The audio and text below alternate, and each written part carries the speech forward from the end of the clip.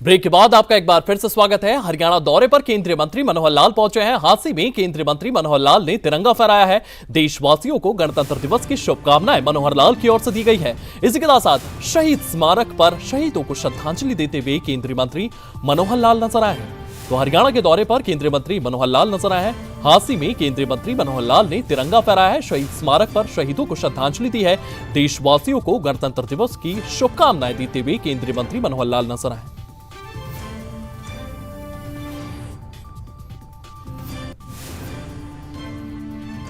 तो ये तस्वीरें आप देख रहे हैं। हरियाणा दौरे पर केंद्रीय मंत्री मनोहर लाल पहुंचे हैं। हांसी में उनकी ओर से तिरंगा फहराया गया है। हांसी में केंद्रीय मंत्री मनोहर लाल ने तिरंगा फहराया, जिसकी तस्वीरें आप देख रहे हैं। इसी के साथ देशवासियों को गणतंत्र दिवस की शुभकामनाएं भी केंद्रीय मंत्री मनोहर लाल के द्वारा दी गई है।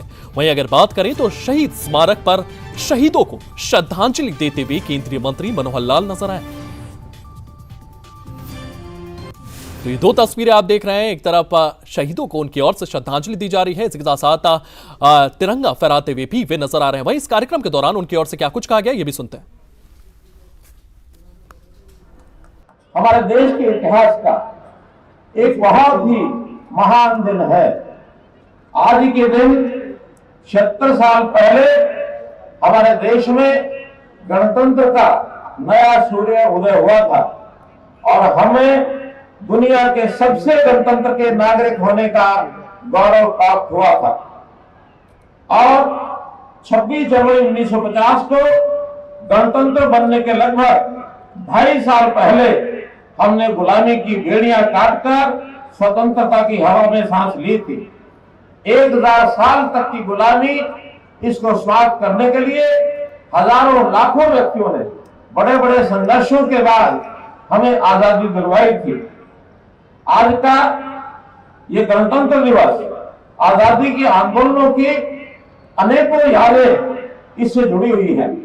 इस अवसर पर मैं उन सभी अमर जवानों, वीरों, शहीदों और स्वतंत्रता सेनानियों को नमन करता हूं, जिनके महान त्याग और बलिदानों ने हमें आजादी का ये संकल्प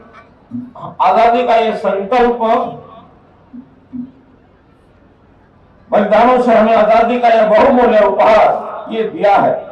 मैं उन सब सैनिकों के प्रति भी अपनी कृतज्ञता व्यक्त करता हूं,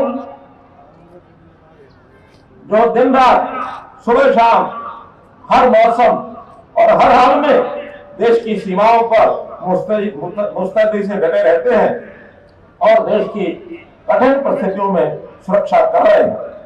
साथियों, माननीय मुख्यमंत्री श्री नायब सैनी जी ने भी 16 दिसंबर 2025 को हांसी में आयोजित विकास रैली में हांसी को जिला बनाने की घोषणा की थी। उस घोषणा के बाद हांसी हरियाणा के 23वें जिले के रूप में अस्तित्व में आया। इस दिन के लिए हांसी के लोग लंबे समय से मांग भी कर रहे थे और इंतजार भी कर रहे थे। 193 साल बाद ये गौरव हांसी को प्राप्त हुआ है। हमको जानकारी होनी चाहिए, सन 1832 से पहले हांसी एक जिला था, लेकिन अंग्रेज सरकार ने 1832 को इस जिले को बंद किया था। 193 साल के बाद ये गौरव हमको प्राप्त हुआ है।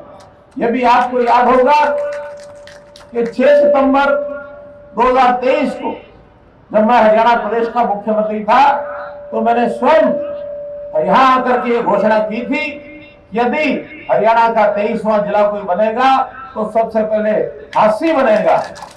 और मैं धन्यवाद करता हूं अपने वर्तमान मुख्यमंत्री श्री नायब सिंह सैनी जी का कि उन्होंने इस घोषणा को सिरे चढ़ाया है। साथियों, आज मुझे इस नए जिले में हांसी में सबसे पहला जिला स्तरीय कार्यक्रम ध्वजारोहण करते हुए बड़े गौरव का अनुभव हो रहा है। मुझे खुशी है कि जिला बनने के बाद इस पहले गणतंत्र दिवस पर आप लोगों के बीच आने का मुझे अवसर मिला है। साथियों, हांसी का सपना अपना गौरवशाली इतिहास रहा है। वीरों की भूमि और कभी हिंदुस्तान की दहलीज के रूप में विख्यात हांसी में सन 1857 में प्रथम स्वतंत्रता संग्राम में के दौरान कई महान लोगों ने क्या बलिदान दिए हैं। झांसी का गौरवशाली इतिहास तो रहा ही है। आज झांसी को अपना अधिकार मिला है और मैं आपको आश्वस्त करता हूं कि झांसी का भविष्य ये भी बहुत उज्जवल रहने वाला है। भाइयों बहनों, आपको जानकारी होगी कि जब 1857 का संग्राम हुआ था, उस संग्राम में झांसी के लोगों ने बहुत यातनाएं सही थी। यहाँ के लाला हुकमचंद कानून को अंग्रेज शासकों ने उनके मकान के सामने ही फांसी के फंदे पर लटका दिया था। आसपास रोहनात और आसपास के गांव की शहादत को हम भुला नहीं सकते। यहाँ की लाल सड़क अंग्रेजों ने नरसंहार आज भी यहाँ साक्षी है, जिनको ऐसे लोगों को गिरडी के नीचे कुचला दिया था और उस सड़क का नाम लाल सड़क इसीलिए पड़ा था। झांसी का अपना गौरवशाली इतिहास इस बात से भी इंगित है कि सम्राट हर्ष के समय झांसी सतलुज प्रांत की राजधानी थी। हम लोगों ने आजादी प्राप्त होने के बाद जो डॉक्टर भीमराव अंबेडकर जी ने उनके नेतृत्व में संविधान का निर्माण किया गया, उस संविधान को और 26 जनवरी 1950 को अंगीकार किया था।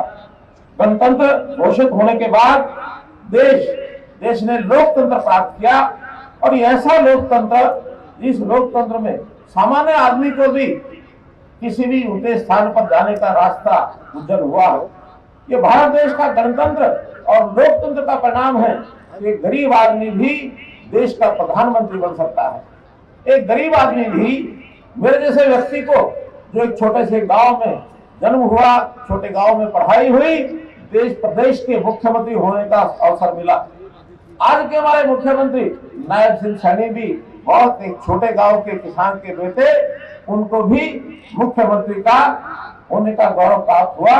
ये भारतीय लोकतंत्र की विशेषता है। मित्रों, देश जब आजाद हुआ उस समय हमारे देश में 565 रियासतें थी। देश के गृह मंत्री लोग सरदार वल्लभ भाई पटेल जी के जिम्मे लगा कि इन 565 रियासतों को इस बात के लिए तैयार किया जाए कि वो भारत के संविधान के अंतर आकर के राजनीतिक रूप से एकता का प्रमाण दे और सभी भारत के संविधान को अंगीकार करें। हमको ये भी पता होगा कि उस समय जम्मू कश्मीर को छोड़कर 564 रियासतों ने भारतीय संविधान अपनाने के लिए तैयार हुए और एक प्रकार की राजनीतिक एकता ये उस समय हमारी जो है सुनिश्चित हुई। मित्रों, आज हम भारत देश में देखते हैं कि देश में विभिन्न प्रकार की विविधताएं हैं। हमारी वेशभूषा, हमारा खान पान, हमारा रहन सहन, हमारी पूजा पद्धति, सब ये अलग अलग प्रकार से है।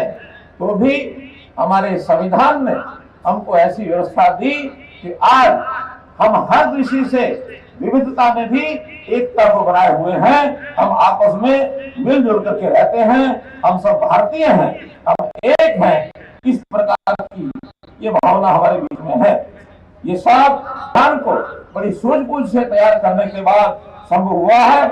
इसी एकता को हमारे राष्ट्रगीत वंदे मातरम में बहुत ही सुंदर ढंग से कहा गया है। हमें गर्व है कि देश वंदे मातरम के 150 साल पूरे होने पर जश्न मना रहा है। साथियों, हमारी सांस्कृतिक एकता का उत्सव अयोध्या में श्री रामलला जी की प्राण प्रतिष्ठा के समय देखा गया, जब गत 25 नवंबर को प्रधानमंत्री श्री नरेंद्र मोदी जी ने श्री रामलला मंदिर का ध्वजारोहण किया।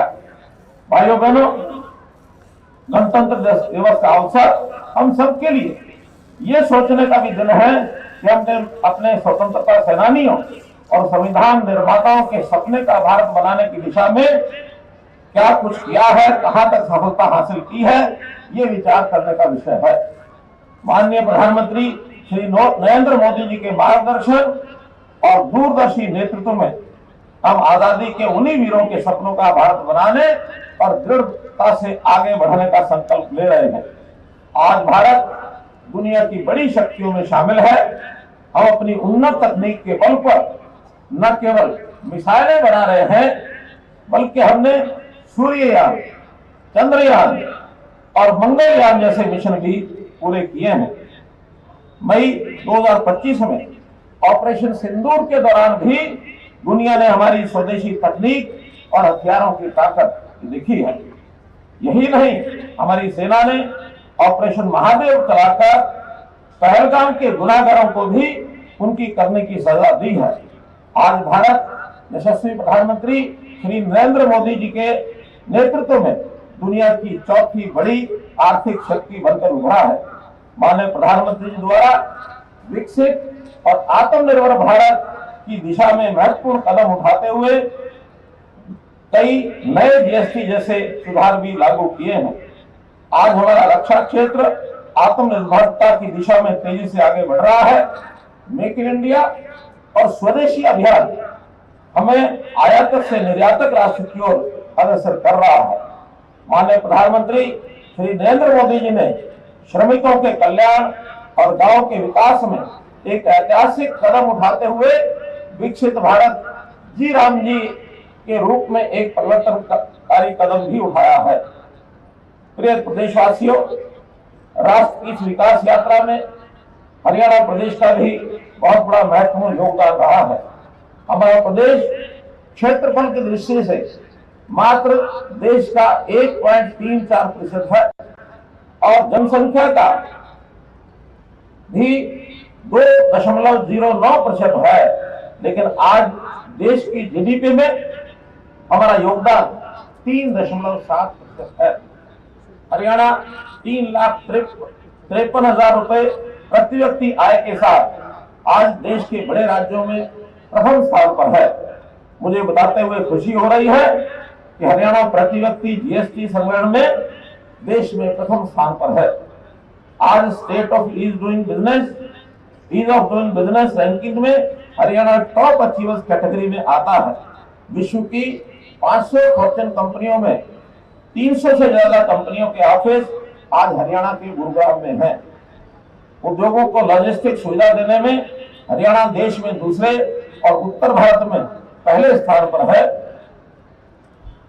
भाइयों बहनों, हम सब जानते हैं कि दशकों तक सत्ताएं तो बदली, लेकिन व्यवस्था नहीं बदली।